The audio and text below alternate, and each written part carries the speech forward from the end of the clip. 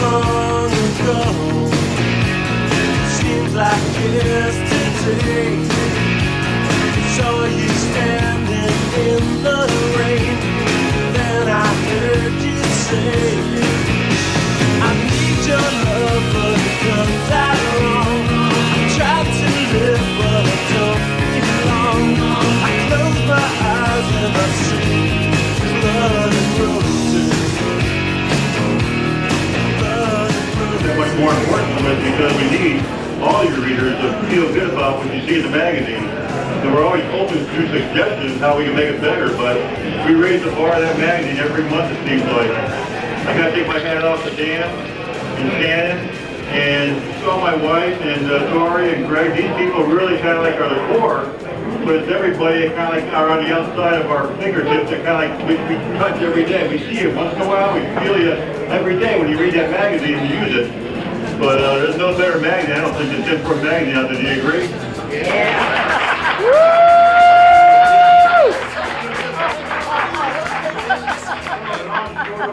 If we can, and I have to say, Dan, he puts out a great magazine.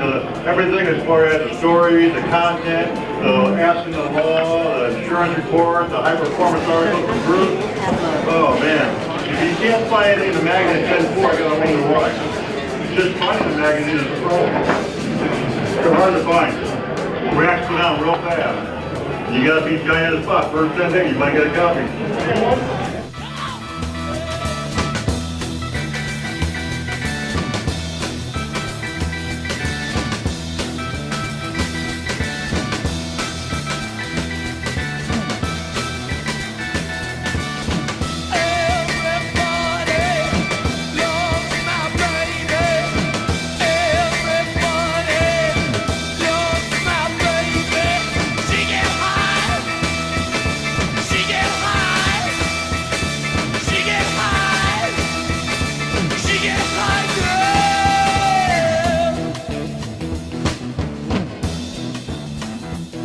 I found an island in your arms, country in your eyes. Arms are changing, eyes are lying. Bring on to the other side. Bring on to the other side. Bring on to oh yeah!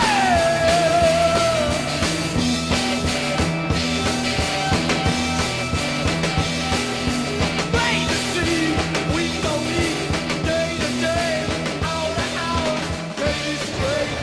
Hey, I'm not one for many words, so we'll really keep it short, but I do want to have a shout out to who had dinner last night. Did you like the dinner? More than enough to eat for $10. In association with 10-4 Magazine, Vic Khalifa, who provided the food. We had the brew dog, I should say, barbecue place here with his commercial smoker. We had brisket, we had ribs, we had beans, mac and cheese, roll, and a real nice serving crew over there with a root beer float for anybody that want to have a creamy dessert. But they ran out with 3 people in line only. They didn't go home hungry either, but you know what, for all the ones that reached in their pocket, Greg Reagan was in charge of the money can. He told me on many occasions, they said, just keep the change. So I have in my pocket some money from last night's dinner. For all of you that reached into your pocket and pulled out that $10 bill or a $20 bill or $100 for change, I have $2,000 to give to Trucking for Kids. If you want to shout out with me, just say $2,000 for the kids. Woo! Rock and roll 10-4, Vic Khalifa Brewhouse out of the city of Orange. We couldn't do it, it's all the volunteers and all the support.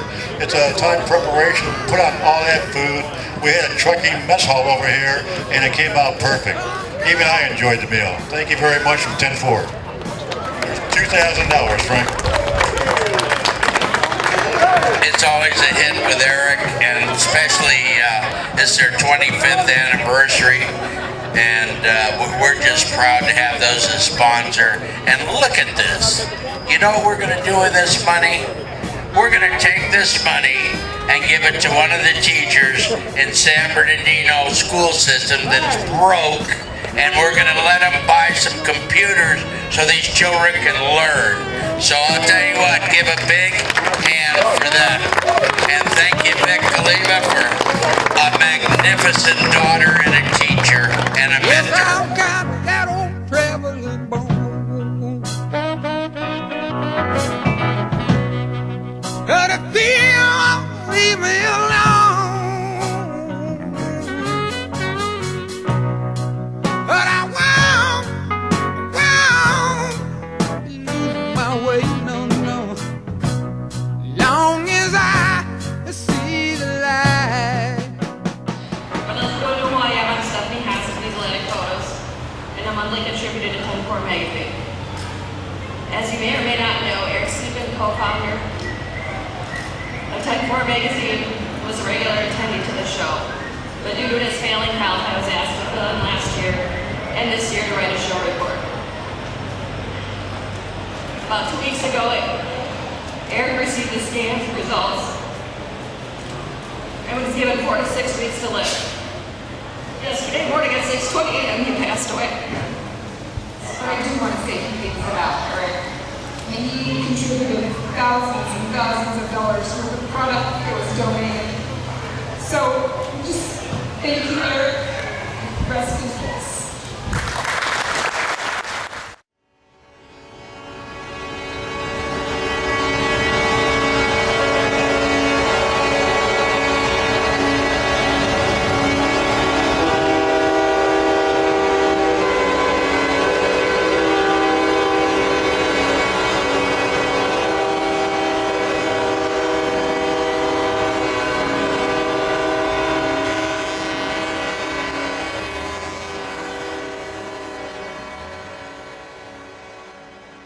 I used to be the guy that did what you all do. I showed a lot. My name's Jeff Botello. Built a lot of trucks and was a real good friend with Erik.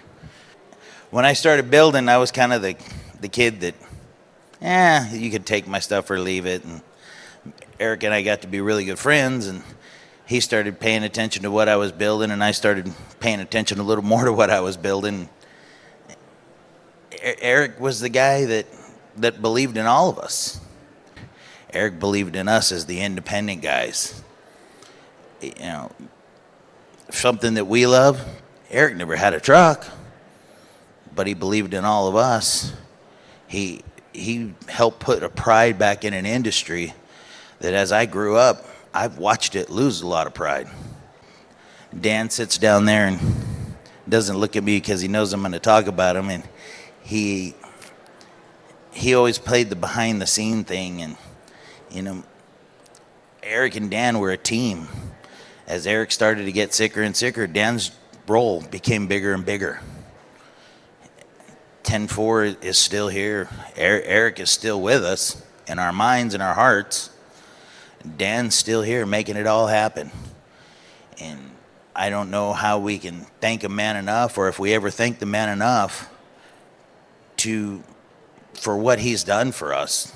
You know, a magazine that truly believes in the owner-operator, or the small business guy, the show truck guy.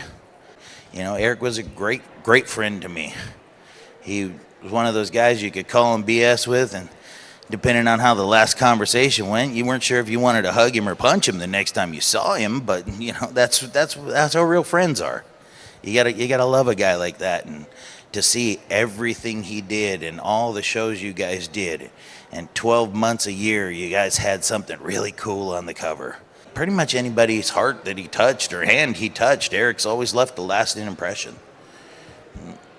The guy might be gone, but I don't believe he'll ever be forgotten for what he's done for us. Put a candle in the window, but I feel I've got to move.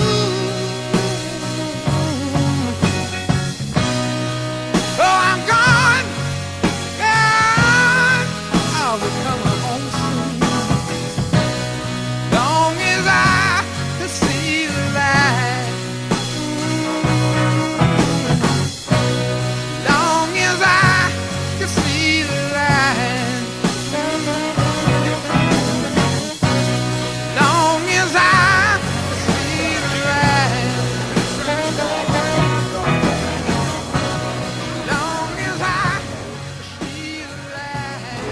Gosh, the reason we're here, Big E. My friend Erik Sieben, I've known Erik for about 20 years.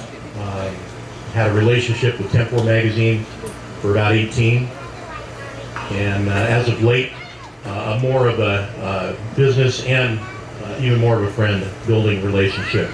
Obviously, as probably most of you know now, the last couple of years Erik was fighting this fight.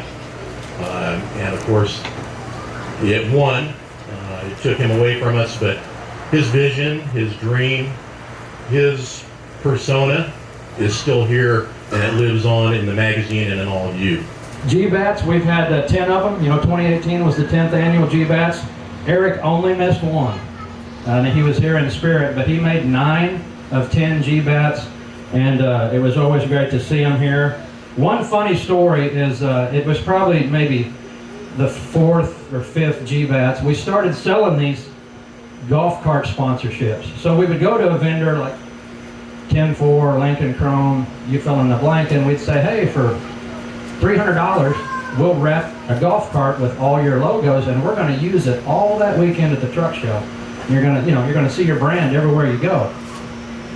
Erik showed up the first year, and he thought that by paying the fee, he got the golf cart the whole weekend. And all of you know, at GBATs, golf carts are, I mean, they're in short supply. They're cherished. I mean, if you get one, you got it early.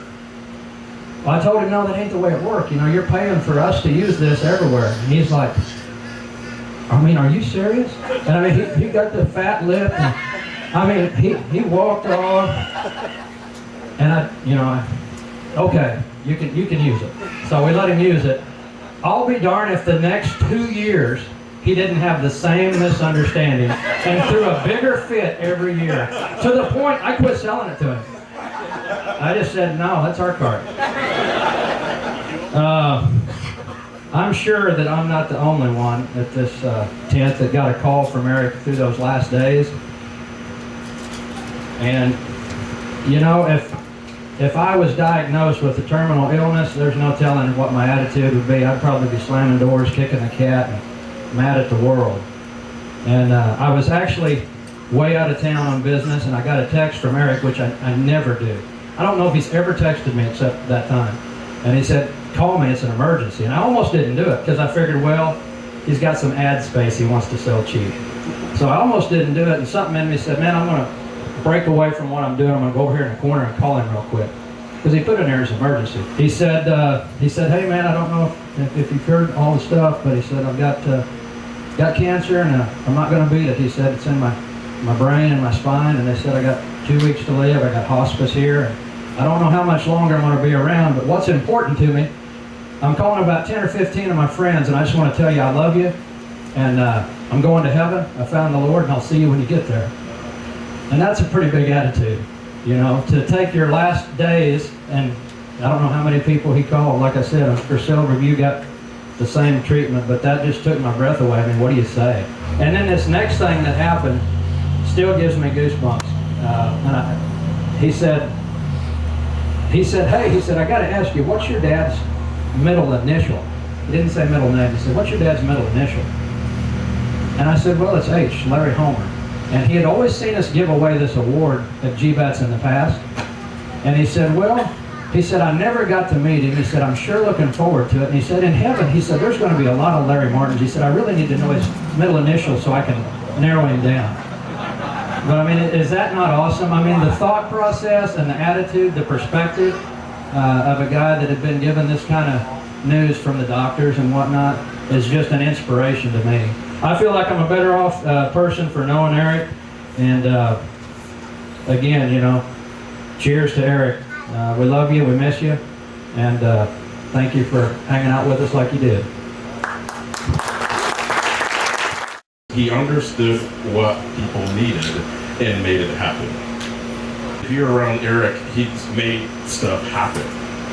But he was always just ready to help. So fast forward to when I really called him, when there was not a whole lot of time left. And I'll always, you know, I'll kind of kid about this. And I'm like, well, what do you want me to do? He said, well, you can give me a shout out on Big Rig Videos. What are you talking about? Erik was about relationships. He had a relationship with everyone. I don't know how he did it, but he had a relationship with everyone. And he understood who you were. And it wasn't like he forgot your name or what you did. He had a relationship with you. And that was huge. You have to have a big heart to do that. Because that takes a lot of space. I can't do that. So I felt today, sit down, put the camera down, build relationships.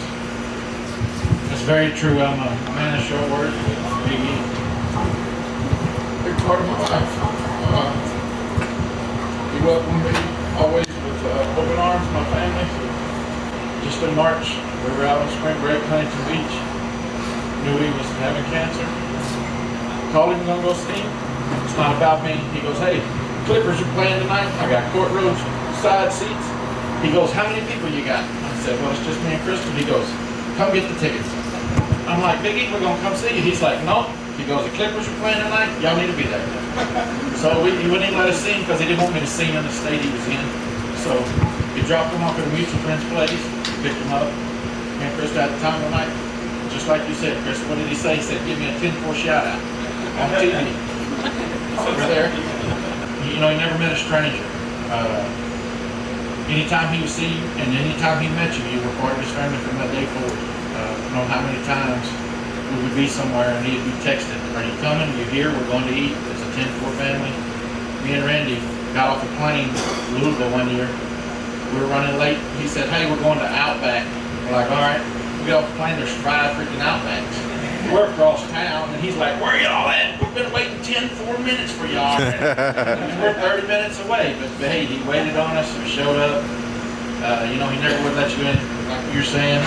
Never let you catch me next time. We tried to buy us food several times, buy stuff, you know, never would let you pay for anything. He would be proud, and I'm sure he's smiling down. He'd tell everybody to drink one for him. I was actually in Dallas with my first show. And actually, Daniel and Big E, they actually walked up to me and like, man, they said, how many trucks you got? This one. I live in a double wide, Spokane, Louisiana. This truck costs more than my house. He was like, that's what we want in our magazine, you. And I'm like, you don't want me. You know, I was humbled, you know. Basically, Daniel walked up to me and was like, don't give Big E no beer. He's on medicine. And I'm like, medicine. Always give the man beer. Me and him drink, that's what we do. You know, that's our MO. No, he's on medicine, don't give him that. So, of course, you know, no big deal, I shrug it off.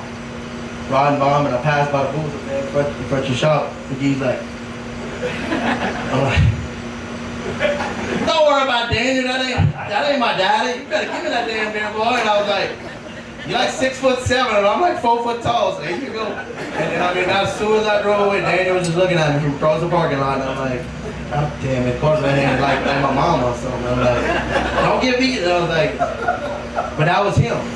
I met Erik about 7 or 8 years ago. And my first story about him, my nickname since high school has been Big E. And I met Erik at Matt's in Louisville. So I went up and at the booth and introduced myself, and he said, well, what does everybody call you? And I said, Big E. And he looked at me like I'd said something evil to him. And he said, you can't be Big E. And I said, why is that? He says, I'm the Big E, and there's only one of us. So from that point forward, I conceded to him because, like other speakers before me have said, you know, this dude's 6'7". And I'm 6'3", but I don't want to mess with a dude that's 6'7". So he always called me the little E. So whenever we communicated, that's how we communicated. Probably 3 months ago, I said, Erik, where are you at? He said, with what? I said, spiritually. And I got what I felt was kind of a big answer, but I persisted with it in a very soft and gentle way. And the last time we spoke about this was when he called to let me know he had 4 to 6 weeks to live. And before I could ask that question, he said, I just want you to know, Pastor, I'm going to heaven.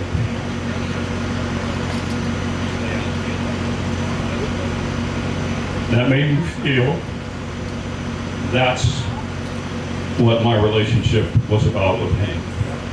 I'm glad that I was used in that way, and I have the assurance that he's going to be waiting at the pearly gates. I'm going to meet him there, and I'll still call him Big E, and he'll call me Little E. Thank you very much.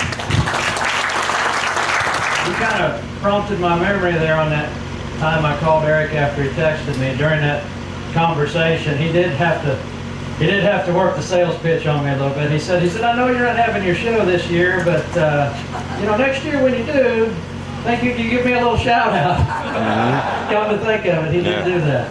I told him no, we couldn't do it. We'll give you a big shout out. I don't know what we'll do yet, but we'll do something. Yeah, he was always pretty much good spirits no matter what. I really met him here back in 07, first year, whenever you guys had GBATs. He just tried to make a guy feel good. He really did. No matter what, he just tried to make you feel a little bit better. And I really didn't get to know him as much until I was in Ventura. It was kind of getting cool, and the water out there in Ventura is cold, and the air was coming off that water and it's getting cold, and we're standing there talking, and Erik kind of filled me in on his life story, and I had no idea where he came from or anything, and I was really floored by his upbringing and everything. It's quite a story. You know, he filled me in on the whole thing, and I felt so touched by, there's this guy that to me is bigger than life, because he's part of this huge, to me it was huge, this magazine, and here he is telling me how he was an orphan and all this stuff, and I'm like, I'm choking up, it's like, this is ridiculous. I could not believe, I did believe it, but I couldn't believe what he was telling me, and it's like, from what he came from to what he ended up being, oh my goodness. I mean, it's like he is really something. And I mean, to me, that was huge. But I'm standing there and the air's coming off the water, it's cold. I didn't take anything with me. And the first thing he said, he goes, hang on a second. He said, you cold? I said, yeah. He goes, hang on a second. He gets in his van and he pulls out a hoodie. He goes, what size do you wear? I said, probably 2X, I don't know. He gave me a hoodie and I said, how much is it? He goes, no, take it. He said, it's yours. He said, I just want you to be warm. He said, you're out here in California. It's just the kind of guy Erik was. I mean, I really didn't know him all that well, but what I did meet of him and know of him after he told me his life story, it's like, you gotta be kidding me. You can't help but love a guy that went from rags to riches. I mean, I'm not saying he was rich, but I'm just saying from his upbringing to what he was to, it was unreal. And you just can't help but look up to a guy like that, and he did it all himself. I mean, I know Daniel helped him, and them two together did all this, and that's fine. Nothing against those guys at all, but I mean, it was just really amazing to me what he went through. God bless him, and I know he's up there looking down on us, and I'm glad he is too. That really means a lot. So, well, thanks a lot.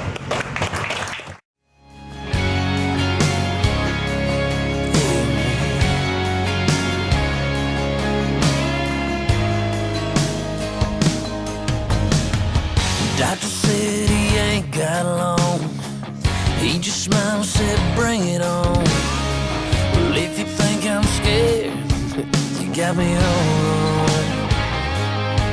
No, a little cancer can't break me. My heart's rhyming, I believe. We all hit our knees and started praying. Lord, he never gave up. Said the good Lord's waiting, and that's what hell and amen. That's the only way to go. Fighting the good fight till the good Lord